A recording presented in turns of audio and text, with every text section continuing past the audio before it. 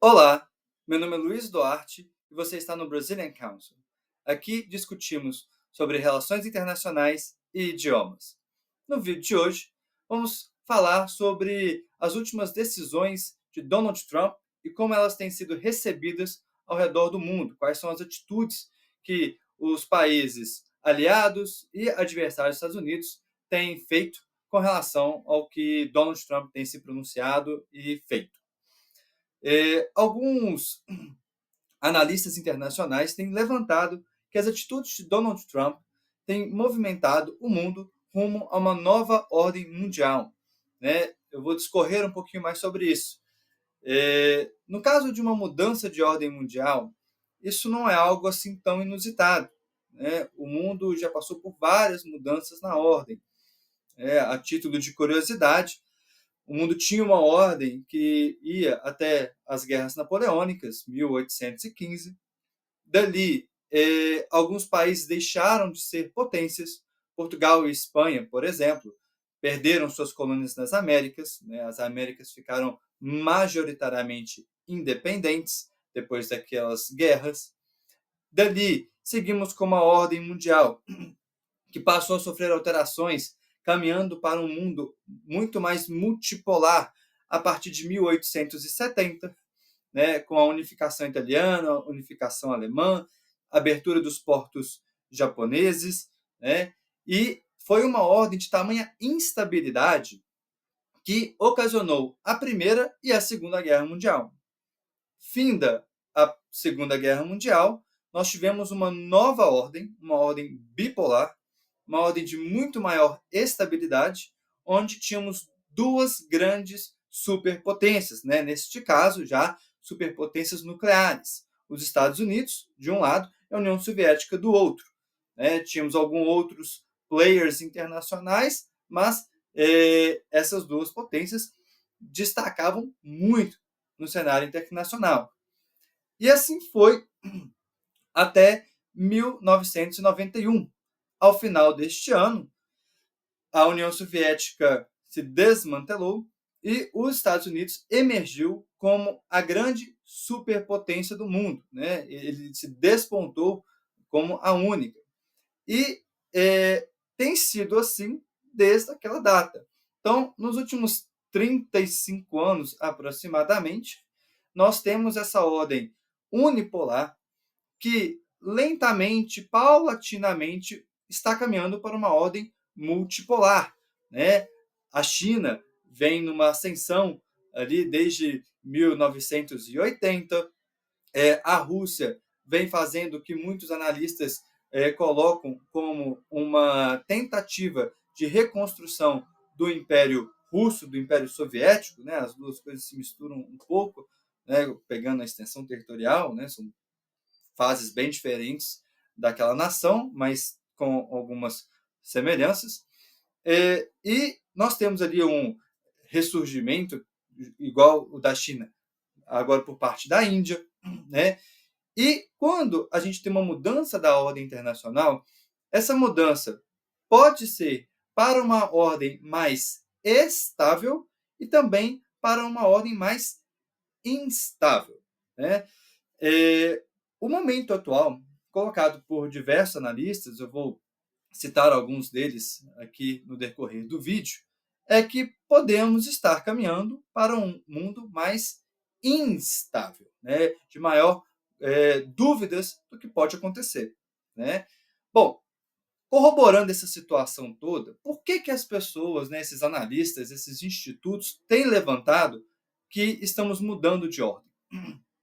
Como eu disse, após a queda da União Soviética, nós entramos numa era unipolar, né, apontada por Francis Fukuyama como o fim da história, em que o mundo havia tentado várias formas de governo, de organizações de suas sociedades, e que a forma das democracias, de regime de livre mercado, haviam vencido, né, e que haviam se demonstrado como praticamente a única alternativa. Então, acabou-se aquela dialética histórica de tentar encontrar alguma forma melhor. Né? Contudo, a gente vê que não é bem assim. né? O mundo continua com suas diferenças, continua com suas disputas entre as formas de abordagem de governo, as formas de organizações das sociedades, né? E como também foi apontado por este autor aqui, Samuel Huntington, no seu livro O Choque das Civilizações, também após o fim da União Soviética, nós caminhávamos para uma era de civilizações, né? Temos ali a civilização ocidental, representada pelos Estados Unidos, pelo Canadá, Nova Zelândia, Austrália e a Europa Ocidental, né? A Europa que não estava sobre o domínio soviético e que encabeçava princípios como liberdade de expressão, sobre regimes democráticos e o livre mercado, né? Além de outros princípios também. Por outro lado, nós temos ali a sociedade ortodoxa, que envolveria a Rússia de então, com os ex-territórios soviéticos ali, sendo que, com a expansão da OTAN e da União Europeia, a gente vê um alinhamento, pelo menos, de diversos países, que então eram países que estavam sob a cortina de ferro, né, como citado por Winston Churchill, estavam caminhando para uma posição mais ao ocidente. E outras civilizações, a latino-americana, duas civilizações ali na África, a muçulmana, a chinesa, a hindu, a japonesa. Então, diversas civilizações no mundo, né? Tinha o Francis Fukuyama apontando que era o fim da história, Samuel Huntington apontando que não, estamos caminhando para um mundo de diversas civilizações, mas ainda assim, a ordem mundial era a mesma, em que nós tínhamos os Estados Unidos como a superpotência e com os Estados Unidos exercendo um papel, né, entendido por muitos como líder do mundo livre, né? Os Estados Unidos sempre se posicionando a favor dos regimes livres e contra as ditaduras. Essa era a postura, né? Eu sei que existem vários questionamentos por várias partes, mas essa é a postura.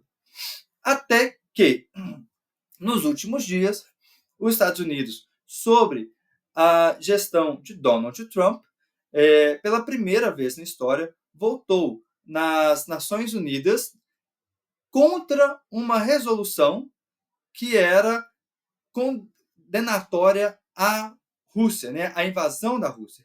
Pela primeira vez na história, os Estados Unidos votou junto com a Rússia e a Coreia do Norte, né, o que levantou alguns questionamentos, e depois teve aquela reunião entre o Trump com o Zelensky, antecedida por reuniões com Macron e com Keir Starmer do Reino Unido, em que o Trump apontava uma inflexão muito forte com um alinhamento com a Rússia, né? O Moscou disse que o que os Estados Unidos vinha fazendo, o que ele vinha afirmando e fazendo, estava alinhado.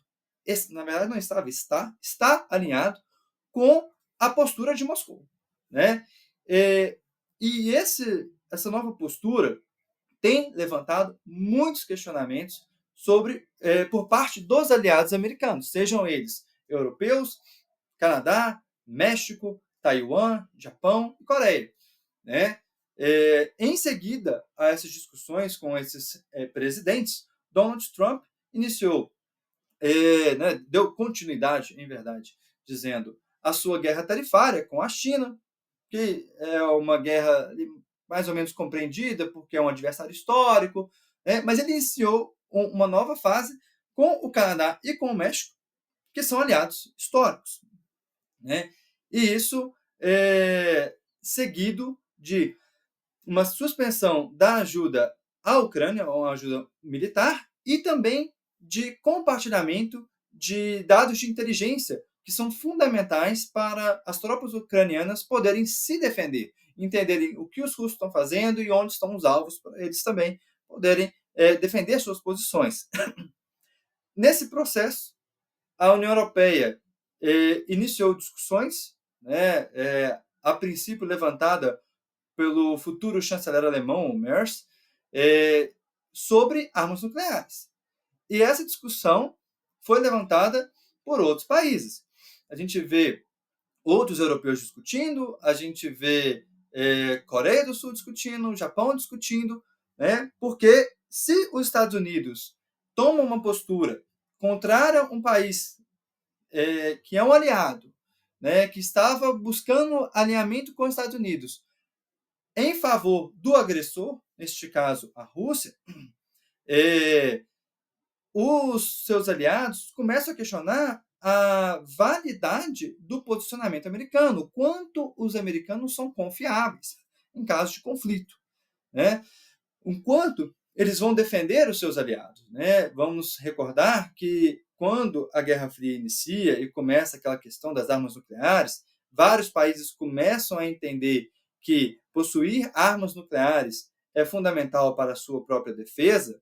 E os Estados Unidos veio argumentando que não era necessário, que haveria o guarda-chuva de armas nucleares americano protegendo seus aliados, né? E dessa forma, países europeus não buscaram suas armas, a Coreia do Sul, que tinha um programa caminhando, né, para ter essas armas, foi suspenso, né?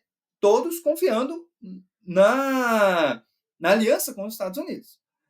Agora, o que acontece? Eles começam a questionar isso, né? O Japão, hoje, tem um programa nuclear onde ele não possui armas nucleares, mas ele começa a pensar se vale a pena ter uma nuclear, né? Seguindo aqui, né, alguns analistas, o antigo diretor do MI6, o serviço de inteligência britânico, Sir Alex Younger, ele fala que o que tem acontecido é uma fragilidade na confiança do bloco ocidental, e que dificilmente vai se retomar a confiança que tinha antes, né? Sobretudo que, uma vez fragilizado, confiança, no geral, é difícil de reconstruir, e pelo fato também de que indica que o Trump deve seguir essa caminhada pelos próximos anos, né? Então, ele disse que isso aponta uma mudança na ordem mundial, em que essa ordem não será mais regida por regras e instituições, né? Vis-à-vis a ONU e outras instituições, né, a OTAN, e, em verdade, será ditada pelos países mais fortes e pelos negócios, os acordos feitos entre esses países, né? O professor Hawke, ele também levantou esse questionamento antes da reunião com Zelensky, perguntando que tipo de nova ordem o Trump tem levantado. É uma nova ordem em que as repúblicas e as nações livres, né, e o direito de autodeterminação dos povos, que está lá na Carta das Nações Unidas, perde a sua relevância e, em contrapartida, valem os mais fortes?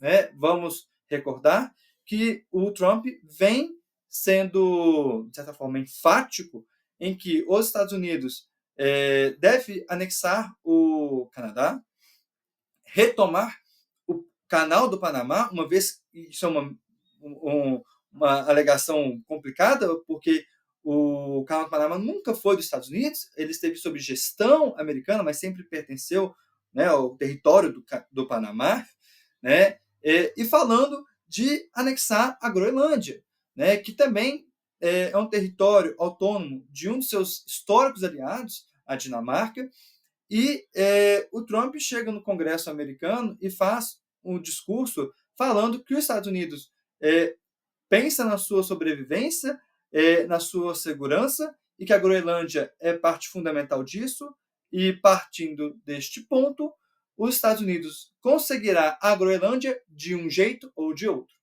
né? E o Congresso americano, ali, pela parte dos republicanos, ri, né? Há uma risaiada generalizada, né? Que coloca um tom jocoso naquela afirmação, mas que tem sido enfático e que não tem sido compartilhado por parte desses países. Os canadenses, a Groenlândia, o Panamá, eles não têm encontrado nessas afirmações uma piada, e sim uma ameaça, né? E as contrapartidas disso têm sido uma posição de rechaçar os produtos americanos, né, com os canadenses retirando literalmente os produtos das prateleiras e colocando em seus lugares informações de pelo bem do Canadá, pelo bem de Ontário, compre produtos canadenses, né? O Trump tem tornado seus aliados históricos em adversários, né? E quando a gente pega para o cenário de armas nucleares, né, é uma situação bem delicada, porque quando ele coloca que pode ser essa regra em que o mais forte prevalece, como o professor Rock disse, um mundo com 9 potências nucleares é um mundo mais seguro. Quando você tem 20, 30 potências nucleares, as armas nucleares perdem aquela capacidade de dissuasão, né? Os países ficam mais propensos a posturas agressivas. Então a gente entra para um mundo mais instável, né? Esclarecendo mais um pouco sobre essa situação, pegando para o lado da China, um analista da Council on Foreign Relations foi convidado pelo Congresso americano para dar esclarecimentos sobre como a China interpretava essa postura americana de cessar, né, a ajuda à Ucrânia, né? E ele disse que os chineses acompanham tudo muito de perto. Se eles percebem que os Estados Unidos não irá socorrer seus aliados, os chineses ficam mais propensos a partirem para uma anexação de Taiwan, como já vem sido vinculado há um tempo, de que nos próximos anos Taiwan deve ser sofrer algumas coisas, né? Dentre elas um ataque de fato. E também esse entendimento de que o mundo, ao invés de esses aliados, essas alianças, seja trocado pelos países mais fortes, levanta o questionamento colocado pelo antigo diretor da CIA, John Brennan, né, e um outro analista também, de que questionamento é esse que o Trump coloca? De que, na verdade, nós temos zonas de influência e que aí o Trump ele entende que Canadá e Groenlândia fazem parte de zonas de influência e de direito dos Estados Unidos, e aí ele quer avançar sobre esses países, e aí por isso ele concede ao Putin o direito de expansão sobre os territórios que ele acredita que fazem parte da Rússia de forma natural, e aí por isso ele não questiona e não socorre seus aliados. Partindo disso, o Sudeste Asiático e Taiwan também fazem parte da China, os Estados Unidos não vai questionar isso, né? Isso tem levantado questionamentos se o Japão deve buscar sua arma nuclear, caso ele não possa confiar nos Estados Unidos, e o questionamento da Coreia do Sul, se a Coreia deve buscar uma arma ou, pelo menos, a construção da capacidade, tal como existe no Japão, em que ela não possuiria a arma, mas a capacidade de fazer uma arma de forma rápida, o que também serviria de dissuasão, né? Então, isso levanta o questionamento também para o Brasil, né? O Brasil, durante os governos de Lula e Bolsonaro, né, eu estou colocando aqui 2 governos antagônicos, mas você vê que a discussão ela existe, se o Brasil deveria ter uma arma nuclear, né? No governo Lula iniciou-se a busca por um submarino nuclear, que está ali já em suas fases finais, e essa discussão pode retornar, porque se os Estados Unidos começam a entender essas zonas de influência, que ele tem esse direito, como é que ficam também o Brasil nessa situação? Né? O Brasil deve buscar uma arma para se proteger e também para projetar poder? Né? O Irã na Ásia Central. Né? Então, é uma mudança na ordem mundial que preocupa para onde as coisas vão. Né? A Europa tem se unido agora para socorrer a Ucrânia e também buscar se defender. Né? Canadá, Reino Unido, Nova Zelândia e Austrália anunciaram que estão reavaliando quais informações de inteligência vão compartilhar com os Estados Unidos, uma vez que eles estão levantando dúvidas de se os Estados Unidos poderiam compartilhar essas informações com a Rússia, né, dado a inflexão que nós estamos vendo, né? Para finalizar, a tarefa de projetar cenários é uma das tarefas mais ingratas de relações internacionais, né? Quem, em 1890, acreditaria que o Japão, saindo de uma situação feudal, viraria uma das grandes potências militares do mundo, com grande expansão, uma das maiores frotas navais com porta-aviões do mundo, né, dando muito trabalho na Segunda Guerra Mundial, e que o Império Austro-Húngaro e o Império Turco-Otomano, que eram enormes, reduziriam a um tamanho muito pequeno, né, muito fragmentados em inúmeras novas nações. Então, e que a guerra, que era feita por cavalaria e poucas peças de artilharia, mudaria para uma guerra muito mais mecanizada, com cavalaria mecanizada, tanques, né, com navios muito pesados, porta-aviões, aeronaves, né, batalha aérea, né? Então, foram mudanças muito rápidas num período curto de tempo, 50 anos. Então, é difícil a gente ver para onde a ordem vai, né? Mas a gente vê que há uma mudança, né? Nós estamos saindo, e que, como o diretor da CIA, John Brennan, disse, né, ele via que essa mudança iria acontecer, ela seria paulatina.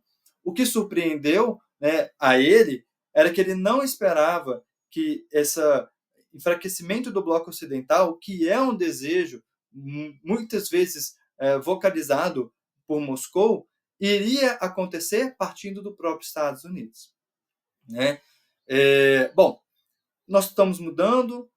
Nos próximos vídeos eu vou detalhar um pouco mais algumas coisas e trazer algumas análises, né? Mas uma coisa também que é importante ressaltar é que, como eu disse no início do vídeo, nós já passamos por outras mudanças na ordem mundial, e provavelmente passaremos por muitas outras. Então, a mudança na ordem mundial não é o fim do mundo, é uma mudança de como o mundo se entende e se dialoga e negocia. Ok? Muito obrigado.